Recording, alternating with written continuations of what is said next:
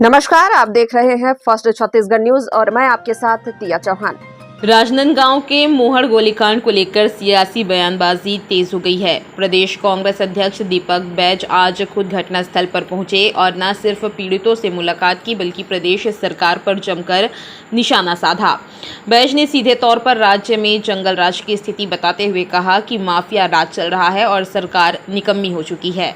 साथ ही उन्होंने साफ कर दिया है कि अगर शूटरों की गिरफ्तारी नहीं होती है तो कांग्रेस सड़कों पर उतरेगी। घटना को लेकर प्रदेश कांग्रेस अब आर पार की लड़ाई के मूड में है। दीपक बैज की इसी तीखी बयानबाजी ने राज्य सरकार की मुश्किलें बढ़ा दी हैं। अब देखना होगा कि क्या शासन प्रशासन इस पर एक्शन लेता है या फिर राजनीतिक आरोपों की गूंज यूं ही तेज होती रहेगी। बता दें कि राजनांदगांव के ग्रामीण वार्ड मोहड़ में अवैध खनन के विरोध में उठी आवाजों को दबाने के लिए गोलियां चलाई गई थीं। राजनांदगांव से राधे श्याम शर्मा की रिपोर्ट।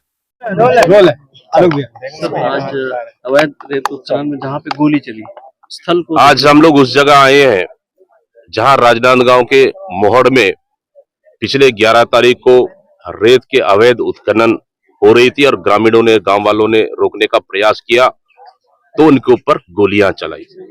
ये हमारे साहू है जितेंद्र साहू, जिनके सिर को टच करते हुए गोली निकल गई। ये हमारे पास ओम प्रकाश साहू, जिनको ये देख रहे गंभीर चोटें आई और साइड में भी खड़े, इनको भी लात डंडों से मारा गया। मैं तो धन्यवाद देता हूं हमारे यहाँ के गांव के तमाम नागरिकों को, जिन्होंने अपने माइंस को बचाने के लिए उन्होंने अपनी जान को दांव पर लगा दिया।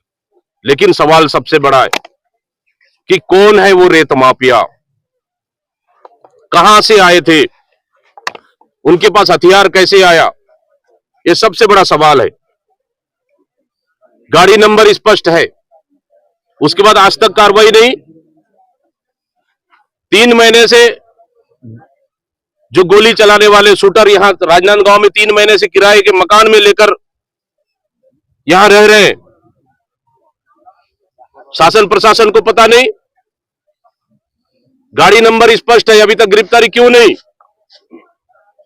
और शूटर बाहर से, प्रदेश से आते, शासन प्रशासन को पता नहीं। क्या शासन और प्रशासन मिली भगत से चला रही है?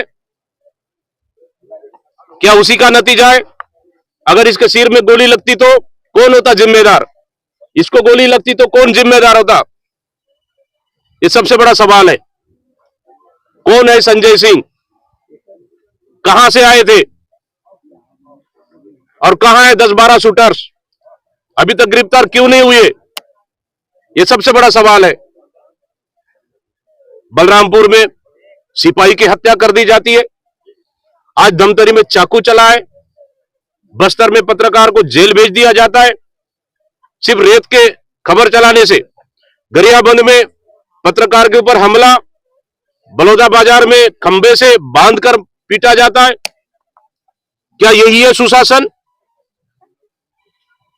गृह मंत्री अगर विभाग नहीं चला सकते, गृह मंत्री कानून अगर व्यवस्था आप ठीक नहीं कर सकते तो आपको चूड़ी पहन के बैठ जाना चाहिए। हम रोकेंगे अवैध रेत उत्खनन। अगर शासन प्रशासन में बैठ के अगर रेत का खनन नहीं रोक सकते तो हम रोकेंगे, पूरे गांव वाले मिलकर रोकेंगे रेत अवैध उत्खनन। लेकिन हम छत्तीसगढ़ को यूपी और बिहार नहीं बनने देंगे। हम छत्तीसगढ़ को जंगल राज नहीं बनने देंगे। आज छत्तीसगढ़ पूरी तरह से जंगल राज बना है, माफियाओं का राज बना हुआ है। कहां है सरकार? यह सबसे बड़ा सवाल है।